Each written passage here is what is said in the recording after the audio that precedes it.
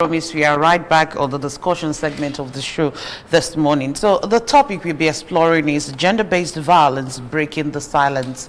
Of course, it's no longer a new thing that people are being, their rights are being violated upon, especially the females. But let me just, because we have a male lawyer here in the house, but yes, they are the most vulnerable that are being, violated by people around them. It could be family members, it could be their friends or people that they work in the same office with. So we are here to talk about this gender-based violence and also breaking the silence. But because the important thing is for the people that are being violated, for them to speak out, and then how the laws that are also in place could be implemented to see that they get justice at the end of the day. So our guests this morning are Eucharia Anekwe. She is the State Coordinator, Child Protection Network, CPN. Glad to have you on the show. Thank you.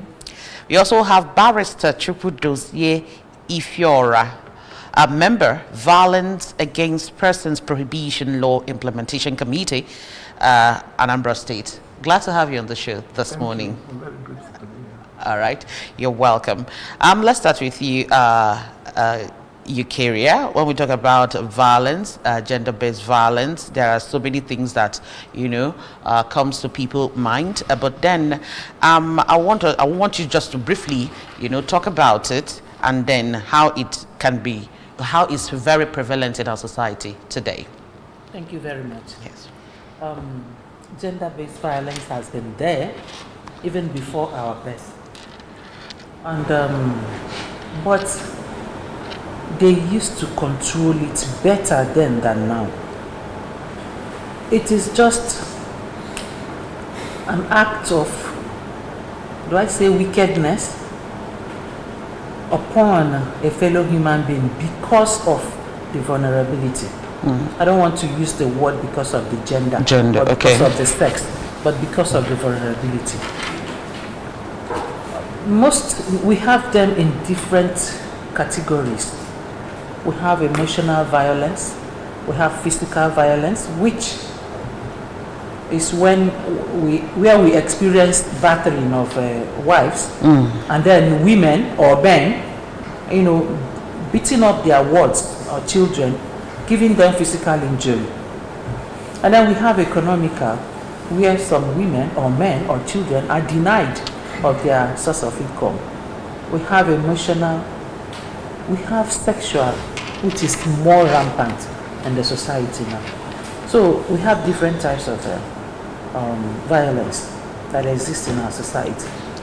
But down here, for the past few months, we've been experiencing sexual aspect of it. It is on the increase. I don't know if they are using it for rituals.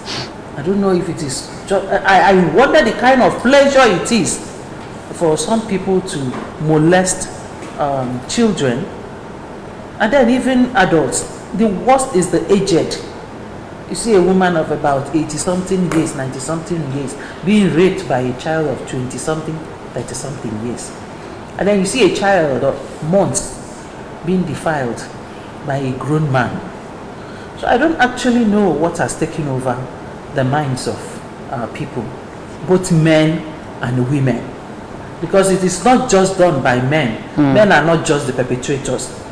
We have women. Even this morning I received a call of a female teacher violating a female child, a pupil in her class. Oh, pupil.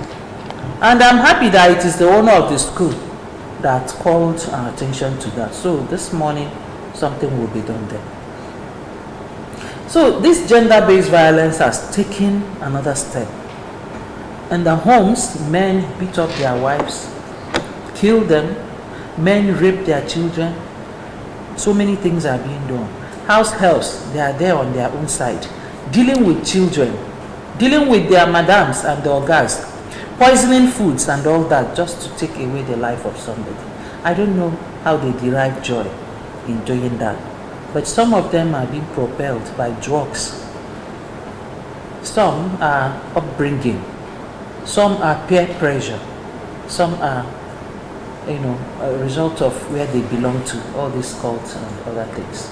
Let me stop. All right, thank you so much. Barrister, let's come to you. Of course, we have the VAP law already in place in Anambra State, and then you are the part of the committee, right,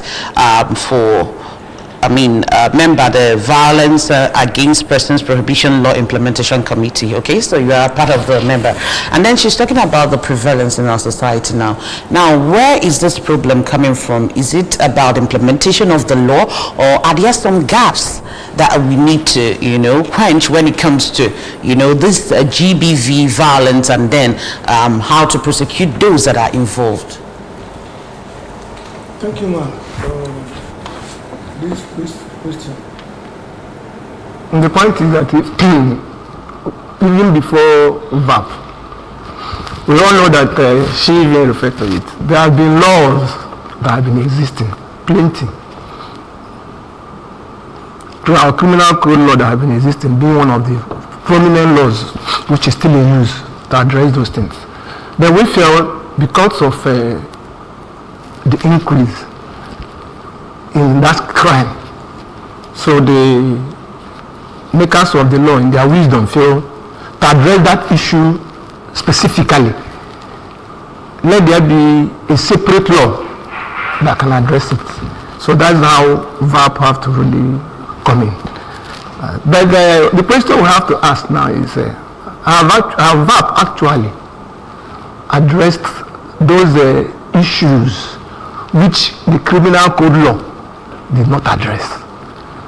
I will refer to the point you made that the thing is an increase. So now question ourselves, if actually criminal code wasn't doing the thing and the gap was meant to be fulfilled by VAP, why is it still on the increase? So when we are talking of maybe let's review or let's do this, we now have to do where is the problem? Where is the problem? So we want to know, is it our attitude, is it our perception, is it our orientation, and the whole thing. It's quite true. The law is very, very holistic. Even ordinarily looking at somebody with this one Bible say, look at 7 within 10, that the person have already committed a sin. That's only if improvise it. But no question of the provision there. Everything act of this, everything is there. Even the one about men being maybe being victims, all of them are there. Fine. But we all know that the women, children, and disabled are the most vulnerable. In every situation, vulnerable are actually the people who bear the bulk. So I'll still talk. When I make these things on the implementation, vis-a-vis what she says as why these things are on increase. Yes, implementation. We have said so many things even before now. I would say people not coming up to disclosure. Then the campaign all over when the VAP started, everybody was involved. Even this year, the ABS and other radio stations, churches, campaign everywhere. I think then rule of anti-corruption championed it because they are the part of the people who made sure that they were here when the VAP was gazetted and other things. So the campaign left, right, here, everywhere. So I think after that time, people start speaking up. Because why would I say that? If you go to Women Affairs, the days they operate, you will see before they wasn't like that. People hang along the road as people waiting for, like the way it is in the church. Currently, that is well of us observe it. But if actually the gaps, the one we wanted in VAP is being done, why are there so many still cases? Or if every agency has been doing what they are meant to do in that VAP, I don't think this. So that's where they stay in my own gaps. Because when we went on campaign, I think I was among the team that actually went on these campaigns and advocacies and the rest of them. People started coming up. So what is still the problem? That's what happened. From the angle of legal and implementation of those laws, I would say that the general thing we are saying that time, the victim all of the time say they don't want to continue. The parents of the victims don't want to continue. So what can we do?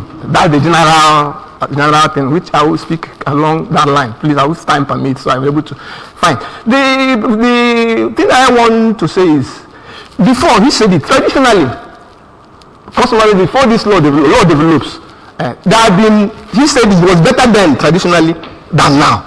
Why is it then better? Why is it on increase now? That is the question she was asking. Say maybe prepared by drugs or bringing peer group and all these things were existing then. But our understanding today is what the difference now, where the difference now comes. What is understanding? then our society, which is still what is it, sees crime as an offense against the community. Offense against who? The community, such crime. Because if you allow him go, he comes back. I don't know whether he's going to be the victim or any other person among that society. But the perception today generally is that his offense now becomes the person we refer to as the parent's victim, the survivor's victim. So we are shifting that too. So when he's saying he's not coming, we always shift blame on either the victim, the survivor, or even the parents who say we are not coming. No, in our traditional, I always refer this, in our traditional setting, when such things happen, do we get to the parents and say, do you consent, let's maybe punish the offender or not? No, it's not done. Oh, we don't know whether they banish, maybe so many offense, depending on the age, or maybe tell the person to sell property to court. Those kind of thing happens. But they don't need the consent of the survivors' relations to do that. So why is it today we are now saying the survivors didn't the parents say no? So that's the angle I wanted to maybe one and seeing the gaps there, because they will now come up along the line. Along the line they will come, go to women affairs. But I won't make them to now to say no, we are not interested again.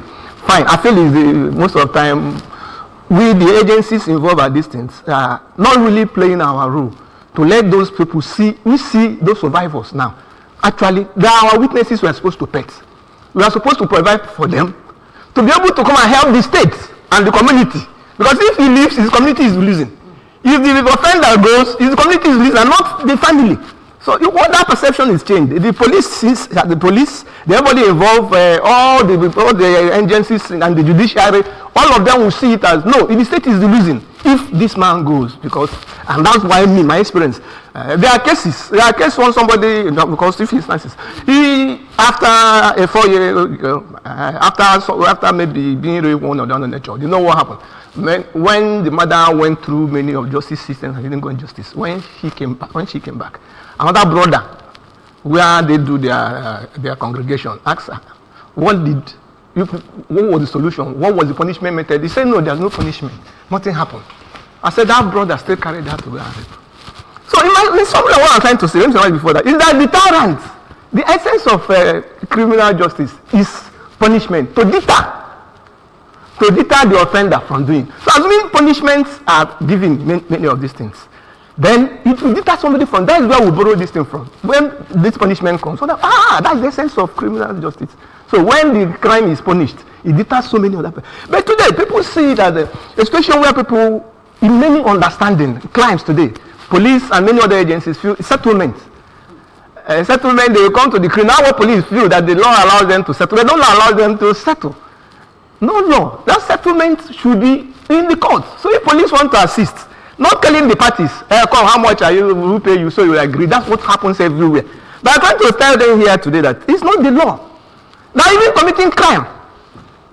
If the police or any other agencies want to help, they get these people after they have made the confession, because they confess there. That's where settlement now comes in. Let them take the settlement as back to court, at times of settlement.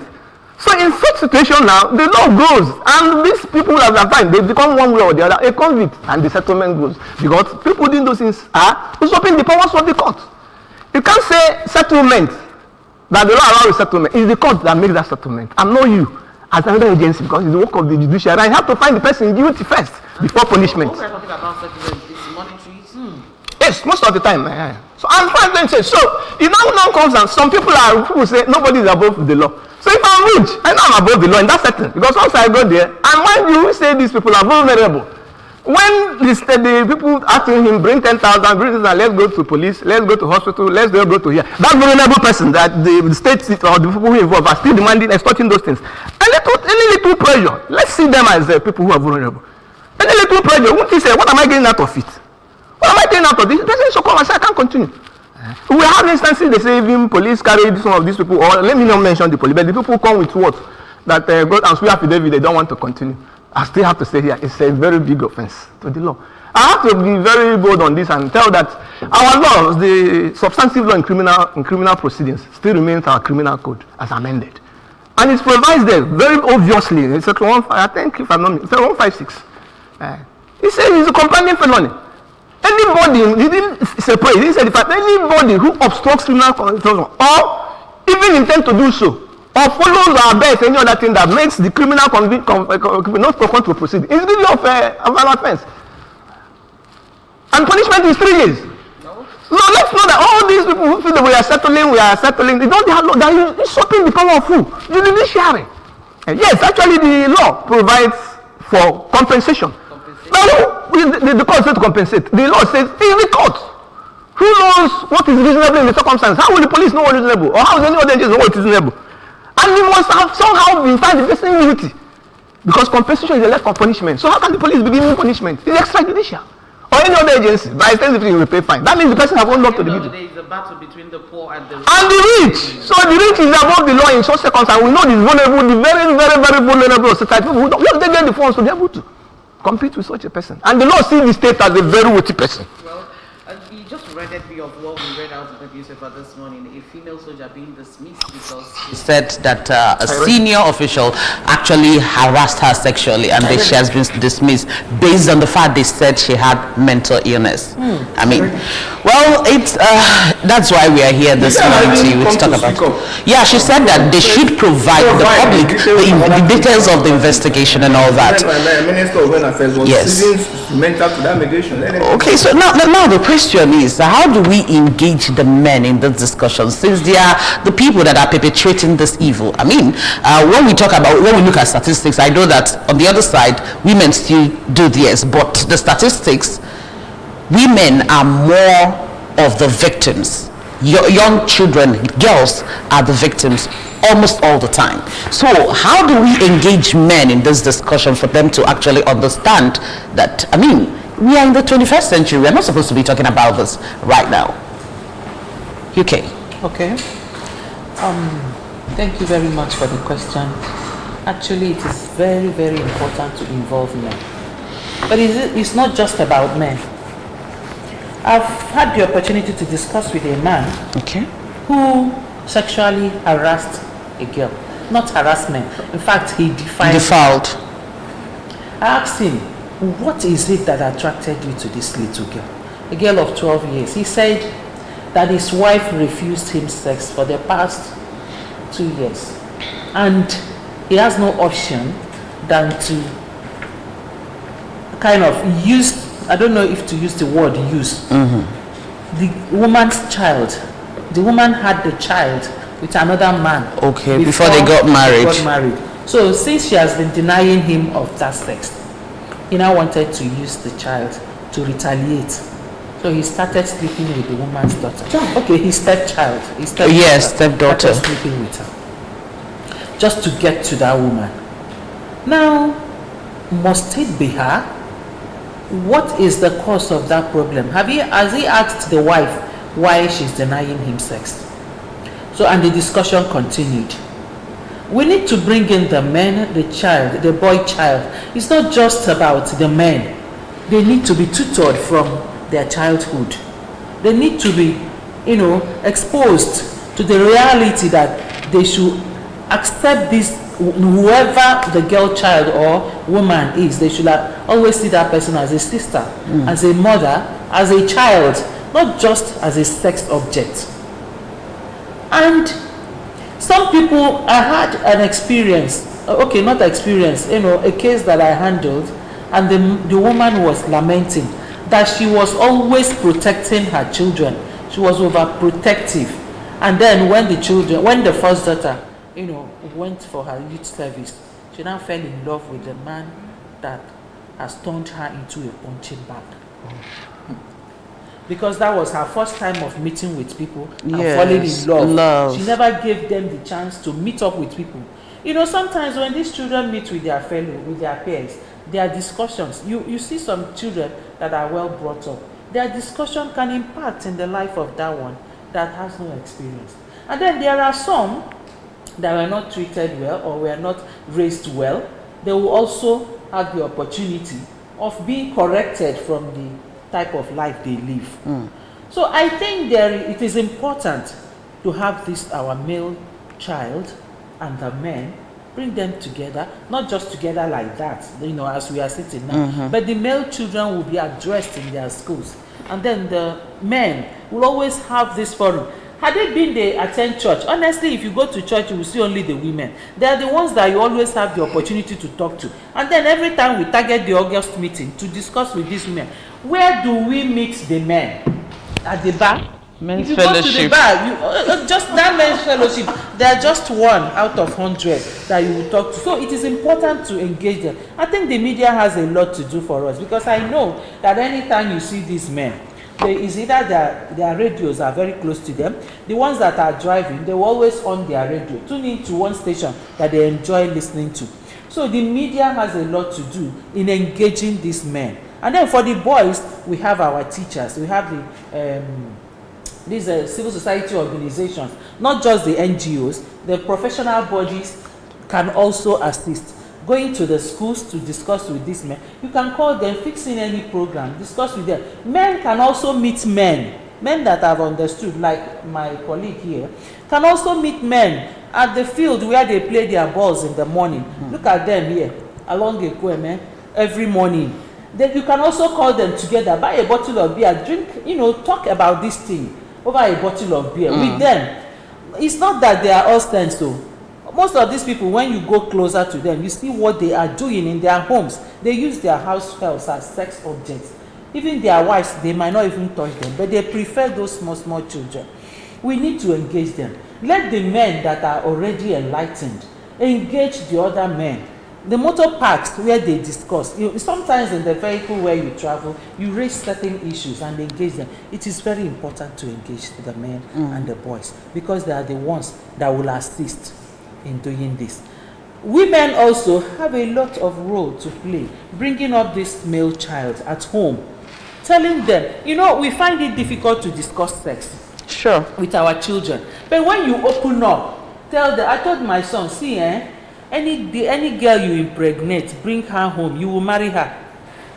No 2 words about it. You must marry her, and make sure that you don't hit any female child. If you do that, I will pick up on you. I will not even spare you.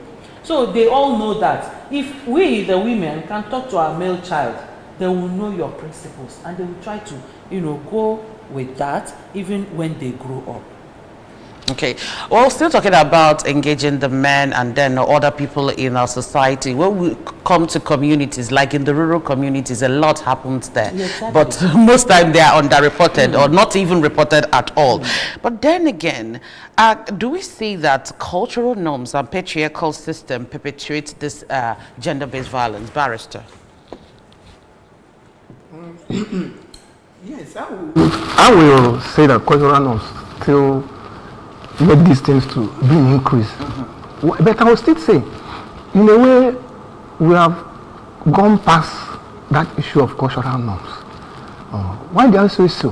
The sensitization which have been all over, have been able to penetrate into so many. The issue of if it's actually sexual violence and all that thing. For now, I won't say actually that cultural norms are the major drivers. But for other things against repugnant treatments against women or other thing, which is outside the sexual violence, I feel there are still a lot which our cultural norms still do, because there have not been much sensitization on that area that has been done on this sexual violence. So that, why am I saying so? Just as I earlier has hinted, campaigns have gone everywhere on this, on the sexual violence on these things. So many women, as it concerns other aspects of injustice to women, may still see it as part of the culture they are meant to adapt to.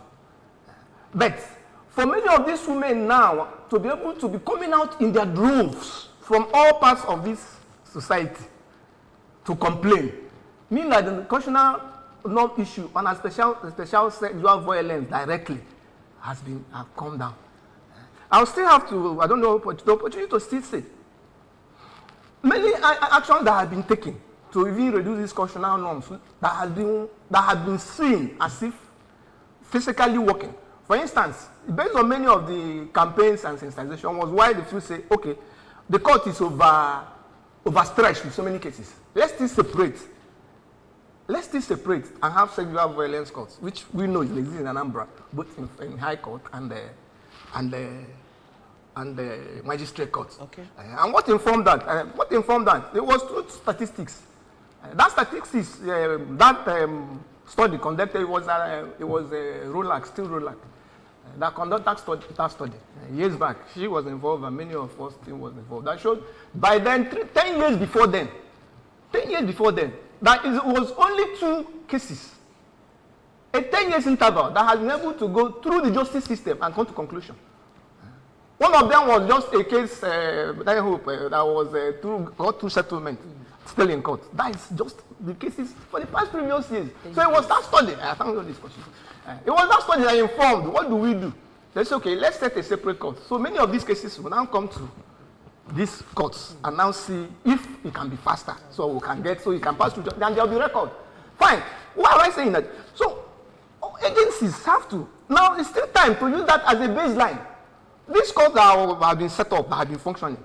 Use the study carried out by Rolac as a baseline. You know, these courts have they been able to achieve what is the rate of some of these convictions or cases passing through judicial process coming to conclusion? Because at the end when this matter come conclusion, the data we are getting that we are increasing. Because many organizations and sponsors and other international organizations, partners, we always say, get data. But nobody has gone. Let's get data. The input is people coming in sexual offenses, The output is all to show justify the end. So no data is being collected on the output. This people who comes into the justice system as offenders. What happens at the end? When we get the data of what happens at the end, we don't know. Are we really doing anything best as per how this law functions? Because it's a law. And it's the judicial system that finally terminates this one way or the other.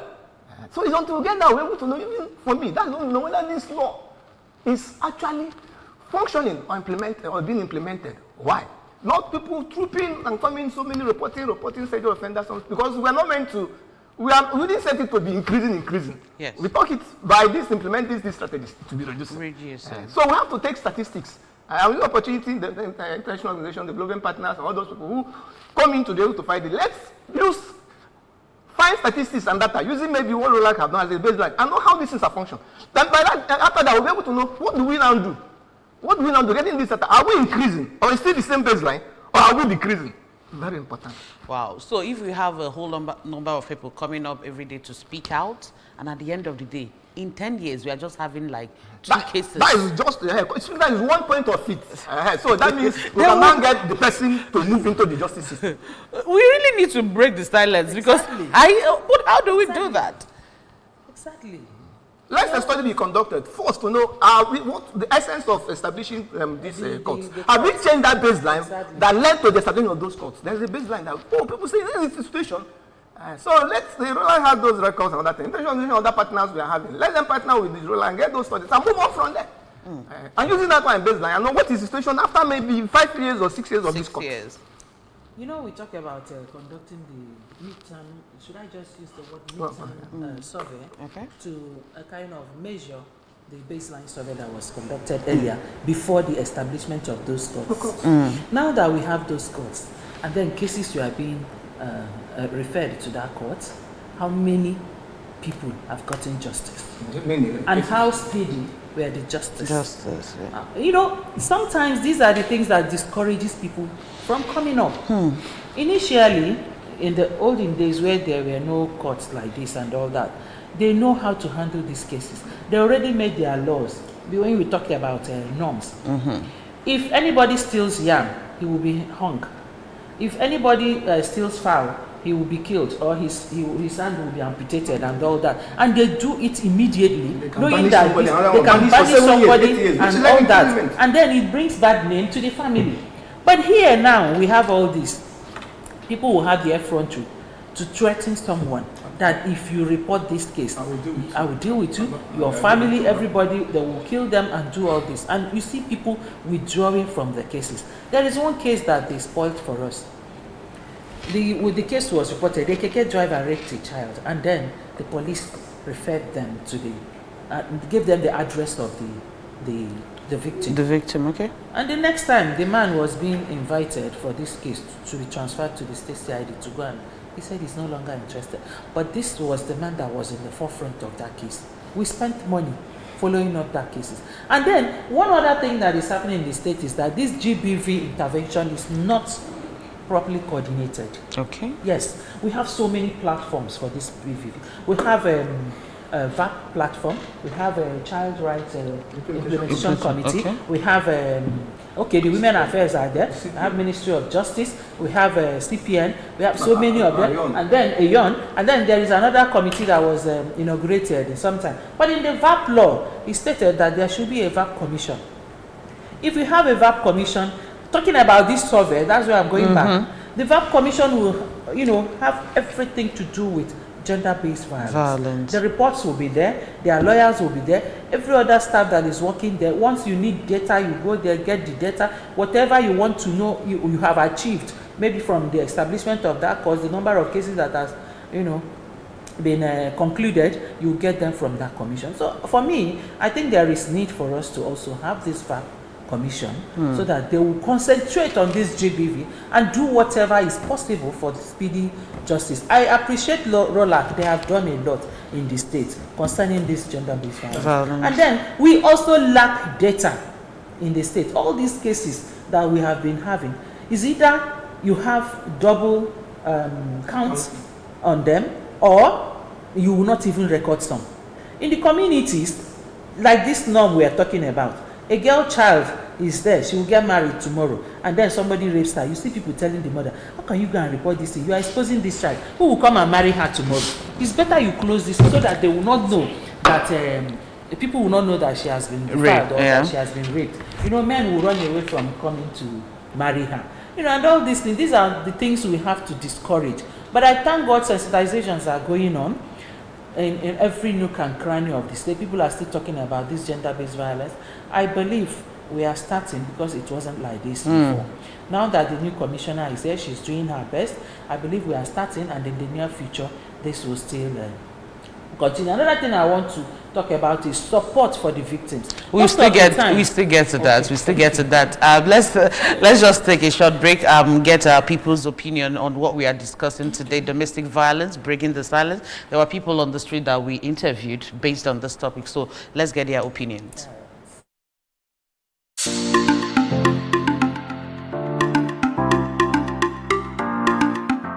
I think the most important thing about stopping is educating people. We should educate. I think parents, this is before somebody starts abuse starts from childhood. So I think parents should stop abusing their children, because all these things are forms of violence. It starts from childhood, or even if it's not the parent, they learn it along the line. But I think your partner should also learn how to control themselves. Because I think self-control and self-discipline is the most important thing. You know how to control yourself, discipline yourself, and no matter how angry you are, you shouldn't hit somebody else, be it man, be it woman, because it can be anybody, not just one person. Upbringing of the children, orientation given to them by their parents, and secondly, the mode of dressing, because our children this time are dressing in a way that is not supposed to be. You will see a girl, she will dress like a prostitute. So, but all these things started by the upbringing, the work of our parents. Are they taking good care of our children? It has to do with family. It has to do with family, giving a very good orientation to parents, how to control their children, especially when those children are close to family relatives, because most times some of these sexual violence or abuse are caused by people that are connected to a particular individual. They know the individual that does that, so it has to do with getting the family to understand that such a thing is real, it's existing in the society, and the trusted people in the family, like cousins, uncles, all the family relatives, can be actually culprits on that very act.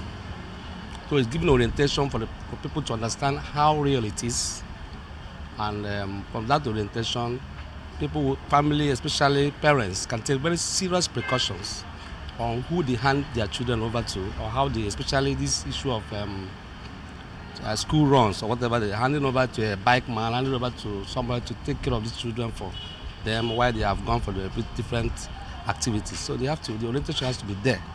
The parents will know actually that it's real, and the trusted people in the home, like these people I mentioned, uncles and everything, can be culprits to control their children in those areas. That's all.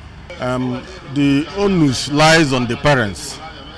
So if you are bringing up a child during the formative stage, from there you need to be inculcating them what sex is all about, because early education on issue of sex help the child be aware of what the consequences of having sex prematurely.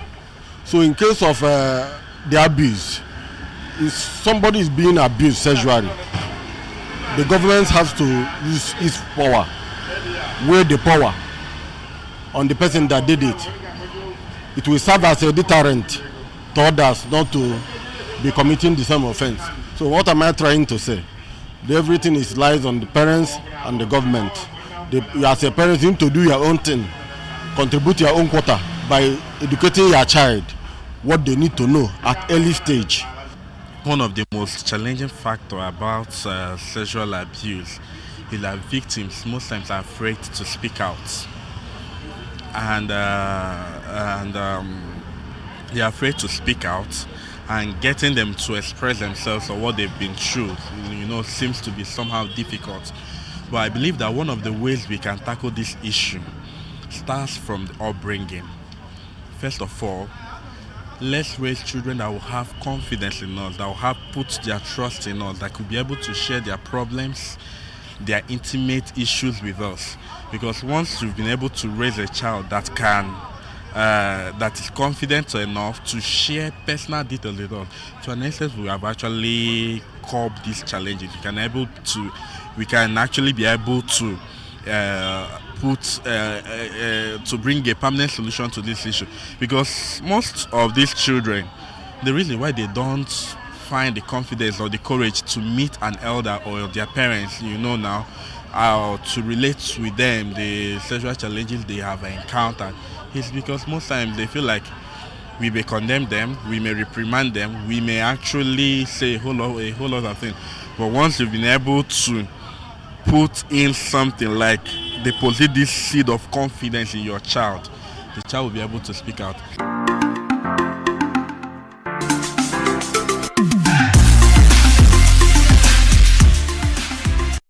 All right, you're welcome back to the show. We've heard what our respondents have to say about the topic we are discussing today. They had a whole lot to say.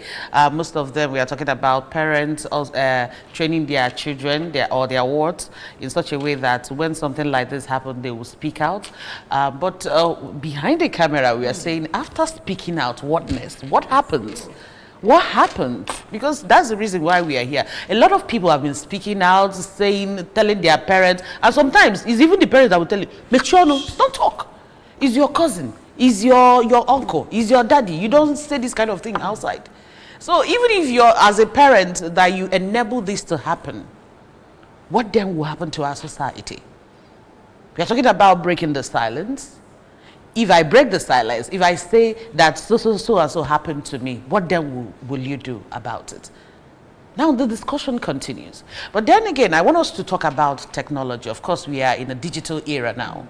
Is there a way the technology can help us to reduce this? Or is it one of the causes that have made this to be on the increase? UK. I think technology is one of the things that made it be on the increase. Okay. Because we allow our children to, and in fact, it started after that COVID-19. The COVID-19 brought out so many things. That was when we learned that a father can sleep with his children. That was when we learned that that neighbor has been molesting that child, because everybody was forced to sit at home. And then within that period, some parents started observing, and then the radio programs and TV programs that were going on then, enlightened the people. Then they started reporting. Now, during that same COVID-19, they said they are doing online schooling, and then they will ask parents to provide Android phones for their children to do assignments. There are some parents that don't even know how to control the phone, restrict these children from watching certain areas from that phone. Then some will start writing the assignment when you must have gone to bed. They will start from that assignment to pornography. When you come back, they will navigate to another page. You won't even know what they are doing. Your own is just to use your phone and pick calls, and then probably watch one skit on your WhatsApp and all that. And then they started learning all this, started interacting. Most of them, they have social media handles. Now, parents are also involving their children in skit making. Tomorrow, they will tell you they want to watch their own skits. From there, they will watch the adult one. From there, they will navigate to another page. And then, tomorrow, they will want to experience or exercise what they saw from the other skits. From there, it started increasing. And then they get to school. I saw one camera, a school where they installed camera. A child came outside with another little girl. They came out to urinate. 2 small children that are not up to 6 years or 5 years, they started having sex by the corridor of the school, because they don't know what it means. They don't even understand what they were watching on their parents' phones, and they want to practicalize it. Now, talking about camera, digitalization. Yes. You can also install cameras here and there, but these people will also go and damage it just to do whatever they want to do. I know of a school where these cameras were installed. The students allowed the camera to be there until night. When the light was off, they went and removed the camera. But I love the principal, so bold, called the parents, told them that these students now cook their indomie in the ceiling. They carry their stove up there, their pots and indomie, cook it up there, and come down and eat. Sometimes they eat it up there, leave everything on top of the ceiling. Male school. How did they learn that they can climb that ceiling and cook there? Watching movies, both foreign and local movies. That same technology can also assist us in handling these issues if there will be speedy judgment, if there will be speedy justice, and then exposing and shaming the perpetrators. I tell you, why this thing is not stopping is because those people at the helm of affairs are also into it. They don't want it to stop. They have money. The only person that will go to jail is a poor man, an artisan that has no money to, negotiate with the parents or with the police or with whoever to stop the case. But for those of them that have the money, the bourgeois, they will just nip this case before people will hear about it. It's only the poor ones that we see at the jail, but the rich ones are the ones that commit it. Sleeps with the little girls from secondary school in the name of assisting them, paying their school fees. At the end, the girl will end up in his bed. Okay. So we need to, in fact, I don't really know where to start. All right. We are not yet ready. When we are ready, we will know. All right. There is need to have somebody that they will say that this person has been jailed for 20 years or life imprisonment for having committed social crime. We haven't seen it. We need to see all this. Let people see it on the internet. Let people hear that this judgment was secured in so court in Anambra State, so that they will know that actually something is happening to any perpetrator. Thank you. Thank you so much. Barrister, you're smiling. You want to add something to what she said. But before then, one of our respondents actually said something about building confidence in your children as a parent. Now, I'm looking at it from a scenario where you have built that confidence in your child, probably as a man, your girl child, and then at the end of the day, you turn out to break that confidence by harassing her or defiling her sexually. So in such cases, how do we handle such cases? Because these are the people, I mean, of course, I shouldn't be afraid of my parents. My parents is the people, someone that I can go to and tell him or her, look at what I'm going to, look at what I'm passing through, harassment at school. And then, at the end of the day, it's still the same parent that will go back to break that trust, that confidence you already instilled in her. Okay, thank you for the statement. I would still very quickly answer the question with just an illustration. All right. Of a case still trending. Okay. Still trending now. The committee is still looking on how to follow that one. There is a child. The mother died, so the father now becomes the custodian. I mean, everything about the guardian, everybody become the parents of the two children and two girls. I think they are. So the person was the sister. Of course, we miss some of this when we even go on our normal campaign. So there is a sister or somebody who bringing her up one way or the other to a relation that have been telling her she's growing up. Let her not fear anything. No. Let her be very confident. Let her be this. Let her be that. Let her be this. Let her be that. So the sister. The girl, through what the girl was now interviewing her. So I was telling her, when the girl opened up, out of even campaign of calumny from her father, that made her sister or that parent, will I say a person who has been coaching her anywhere, any of those things, that made the sister to beat her mercilessly. That was what gave her courage to talk. What was her revelation? We are trying to blame governance. Yeah. He said her father had been raping her since when he was 6 years old. That the mother died when she was 5 years. Then they came back after 1 year. The father started raping her. At the same time, started raping the maid they had. The maid spoke up. They say it can't happen, Everybody said, no, it's not possible that they made this and that and that. The man said the maid has been trying to, since when the wife trying to take him over, force him to marry him. So everybody said, they now send the maid their way. She knew what was happening. So, but how can she speak up about her father? So her teacher had been telling her, speak up, until the father started with her. So the trend was pain everywhere.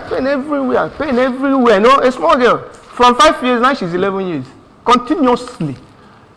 Today, she give a gap, maybe to the pain to reduce. The next day, he does that. Just the day after. So, there was when the man wanted to do confirmation or some of that in church 10, that the girl was telling her, why didn't you disclose to the priest? He said, fear. That the father have told her, if everything that he's here with her, he will kill her, nobody will know. So when the pain was becoming too much, the man felt that thing would be revealed. He started accusing the small girl that is 11, or that he's fearing that this girl, people are touching, people are doing her so many things from what he's seeing. So the sister taking care of her way, maybe in church or it's the church affair. Now beat this girl mercilessly. The girl couldn't contain it again. Say no. That's what the man has been doing. But the man was the person responsible. And now say so many things, so many, and what led to their maid, the maid they have going. At the same time, all the two sisters. So what I'm trying to say about, even when these children have the confidence, and I wonder what we know about this confidence. When the elder, these are children, will tell you, I will kill you. There's a case, a mine or two was taken to Kisi River and the major. Most of them, when we say these things, a lot of stories have happened now. When they say the people around, even at times the mother, we say it's a lie, it can't happen. So this particular case we are talking about, what actually happened? What happened to the father at the end of the day? No, the case is still on. Still on. It was just a reported case. Okay. So I'm talking about confidence. So the few that have built the confidence, if you really like say the case of the currently dismissed army officer, people who have built the confidence, what happens? Which justice they get after that confidence? So the issue is, I repeated a case of the minor, the mother after working came back. He came exposed. That case is trending online as I'm talking. I saw it online. So So if they have built that confidence and something happens, so when you're telling me people, the girls and other people, the women, tell my people, they will close up because they end up being punished. In many of our campaign all around every other thing, these are questions they asked. But at times it was a collaboration. You wouldn't know the people in high places that are behind the whole thing, who must have been there. Who even give woman, if you thought I'll give you incentives, I will do this, if not, I'll banish you from the village and concoct so many things, and the village will say that this man is mental, is this, is that. So that is your confidence. So people who should have developed more confidence from the outcome of what people who have disclosed, who have said things outside who have said things to help the state, I've said to help the state to curb crime. So if they are punished back or they receive bad things back, how do you have that the encouragement for others to speak up? So that's my take on this whole thing. Okay. That we should have a protection, and even anybody who speaks up, there will be incentive for that speaking up. Big incentive. If there is big incentive, you know the boy that asked the small girl, what happens with you going to speak up? He said nothing. He did more. And we should try as much as possible The to people follow who did, cases the people to the end. who did that one, the Punish person who did the that one, offender. who do. So we are recycling the criminals. Recycling them. So they are increasing, and that's is why the thing is because people who speak up, nothing happens. And people who our nature, people want to explore. So even the advert we are making noise, what happens? People want to explore. So this thing we are saying, so there's something in it. Why people are doing it? Why is making noise? Other people will let me explore. Let me go and explore and let me try explore my what own. is this. At the end of the day, they will go free. I don't know if you understand. Okay. If there's serious punishments and crime, people will become a strict liability. It's why there's serious. Once it is said, it is done. Let them be punished. Without going all this long length of trial. Let me just do thing. So when people start seeing this thing happen to them, people will fear. Hey, if I do this. So let me still quickly add. Everybody have that intent of committing crime as nature. But people to fear exposure. If I'm caught, what happens? That's the fear of everybody. I have an illustration. One of the places I go for. So, please round up. Okay. Just illustration of its fear of being caught is what the start up and what punishment that follows. In airports, there is one of my people coordinator who was teaching us everything. It's about anti-corruption and crime. That one in airport that his system fell. He forgot his big pad and iPhone and all that in the international airport Abuja. So some of the carriers, see your laptop or see your this thing. So he was shocked. People following her with that costly thing. You understand? When the person asked him, it's not like before now. It's not like before now. Cameras everywhere. Camera everywhere seeing me. So it's not that intent is there.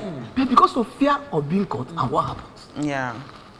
Of being caught and Just like Ugeria said, we are not yet ready. When we are ready, we know how to address these issues, and then we bring it back, reduce it to the barest minimum. Just before we go, UK, let's talk about, because you wanted to talk about how we can help survivors. Yes. I mean, the effective strategies to help survivors to heal through this period and all that. So quickly, just chip in one or two before we go. Most of the times, they fall victim because of their vulnerability. Yes. And what we will do is when they are vulnerable, when they are victims already or survivors, there is need for support. What was the person doing before the incident? If it is business, support that person to go back to business. We've been given psychosocial support, counseling and all that. Will that person eat counseling? What would that person eat? The person will also go back, they will also find himself vulnerable. Back there. And that's why at the end of the day, just like you said, some people will go at the back and collect money. Exactly, and collect money. So when you notice that person has been, selling pure water along the street, and then maybe somebody working in a building site, rape site and all that, the next thing the person will do is to get money from Umunaya or go and sell his land, and then find a way to settle that case, because they know that child has nothing to do. The parents are also there. They don't have anything to do. Mm-hmm. But if we have this VAP commission, they have money there. They are the ones. Case management is not just about handling that case, sending the child to court, the perpetrator to court, and then jailing that person. It also has to do with the process of healing of that survivor. We support that survivor, provide for the survivor. If it's a child, you support the mother to make that money so that vulnerability will just disappear somehow. But if we just keep handling these cases, picking up cases, taking people to court, and then after that court, what next? What next? The person will still go back. If you come and beg that person with 500,000, maybe he has never seen 50,000 naira in his life. Once you give him that 500,000, it's not just good. Is it not healing? You can even go and pour hot water in the bucket, add salt, and then start taking care of the child's private part that has been torn. And at the end of the day, provide food for the Well, family, pay the school fees and all that. At the end so of the thing day, will continue. That same perpetrator will go back to the society and meet another vulnerable person and rape.